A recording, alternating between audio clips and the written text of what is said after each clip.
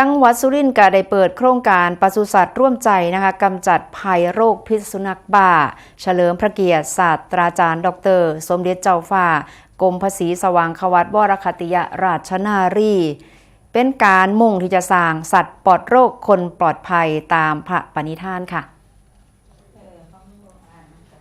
นายจำเริญแหวนเพชรผู้ว่าราชการจังหวัดสุรินทร์ก็ได้เป็นประธานเปิดโครงการปศุสัตว์ร่วมใจกำจัดภัยโรคพิษสุนัขบ้าเพื่อเฉลิมพระเกียรติศาสตราจารย์ดร.สมเด็จเจ้าฟ้ากรมภาษีสว่างควัตวรคติยราชนารีภายใต้โครงการสัตว์ปลอดโรคคนปลอดภัยจากโรคพิษสุนัขบ้าตามพระปณิธานโดยได้รับความร่วมมือจากหน่วยงานภาครัฐองค์กรปกครองส่วนท้องถิ่นภาคเอกชนภาคประชาสังคมและก็ประชาชนในพื้นที่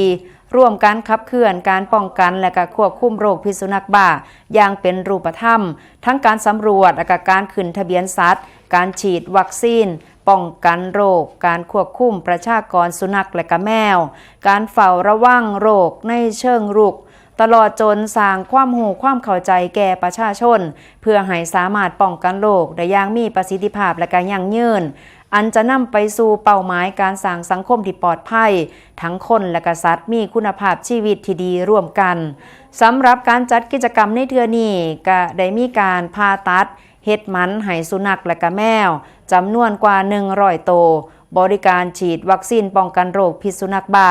และก็การจัดนิทรรศการให้ความรู้ในการป้องกันตนเองจากโรคพิษสุนัขบ้าอย่างถูกต้องค่ะ